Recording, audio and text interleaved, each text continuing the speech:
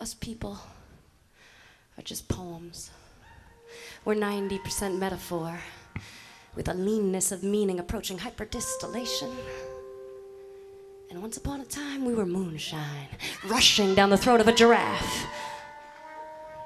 Yes, rushing down the long hall, despite what the PA announcement says. Yes, rushing down the long hall, down the long stairs in a building so tall that it will always be there. It's part of a pair, there on the bow of Noah's Ark. The most prestigious couple just kicking back, parked against a perfectly blue sky on a morning beatific in its Indian summer breeze, on the day that America fell to its knees after strutting around for a century without saying thank you or please. And the shock was subsonic, and the smoke was deafening between the setup and the punchline, because we were all on time for work that day. We all boarded that plane for it to fly, and then while the fires were raging, we all climbed up on the windowsill, and then we all held hands and jumped into the sky.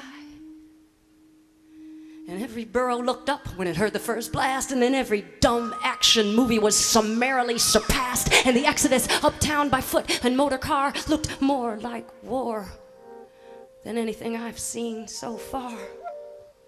So far. So far. So far. So fierce and ingenious, a poetic specter so far gone that every jackass newscaster was struck dumb and stumbling over, "Oh my God," and "This is unbelievable," and on and on. And I'll tell you what, while we're at it, you can keep the Pentagon, you can keep the propaganda, you can keep each and every TV that's been trying to convince me to participate in some prep school punk's plan to perpetuate retribution. Perpetuate retribution. Even as the blue toxic smoke of our lesson in retribution is still hanging in the air, and there's ash on our shoes, and there's ash in our hair, and there's a fine silt on every mantle from Hell's Kitchen to Brooklyn, and the streets are full of stories, sudden twists and near misses, and soon every open bar is crammed to the rafters with tales of narrowly averted disasters, and the whiskey is flowing like never before, as all over the country folks just shake their heads and pour.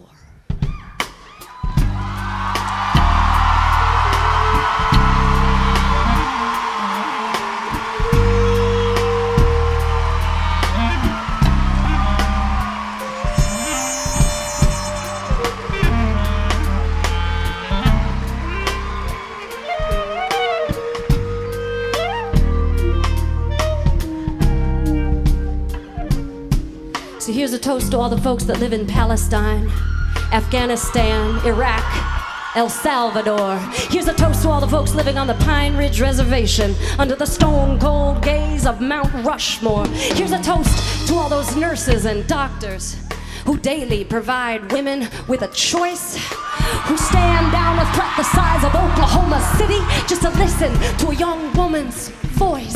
Here's a toast to all those folks on death row right now, awaiting the executioner's guillotine, who are shackled there with dread and can only escape into their heads to find peace in the form of a dream.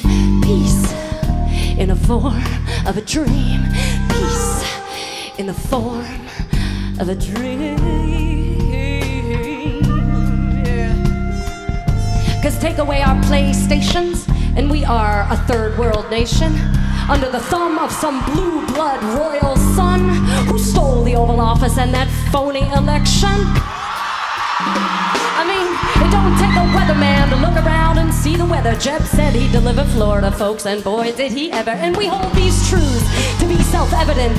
Number one, George W. Bush is not president. Number two, America is not a true democracy.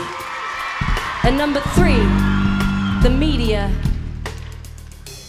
is not fooling me, 'cause I'm a poem heating hyperdistillation, and I've got no room for a lie so verbose. Yeah. Yes, I'm looking out over my whole human family, and I'm raising my glass in a toast. Here's to our last drink of fossil fuels.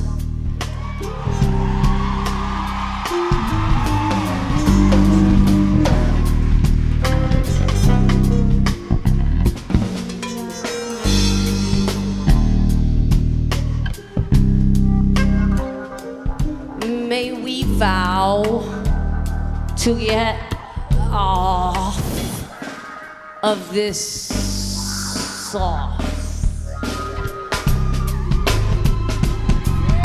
Shoo away the swarms of commuter planes. Find that train ticket we lost. 'Cause once upon a time, the line followed the river and peeked into all the backyards. And the laundry was waving and the graffiti was teasing us from brick walls and bridges. We were rolling over ridges, through valleys, under stars. I dream of touring like Duke Ellington in my own railroad car.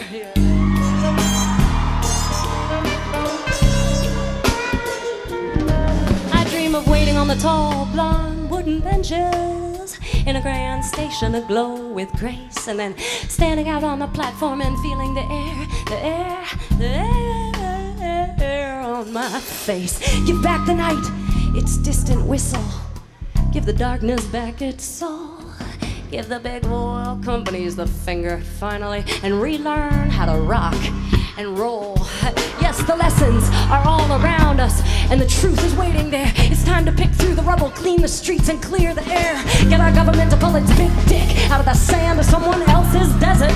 Put it back in his pants. Quit the hypocritical chants of freedom forever. 'Cause when one lone phone rang in 2001 at 10 after 9 on 911, which was the number we all call when that lone phone rang right off the wall, right off our desk and down the long hall, down the long stairs in a building so tall that the whole world turned just to watch it fall.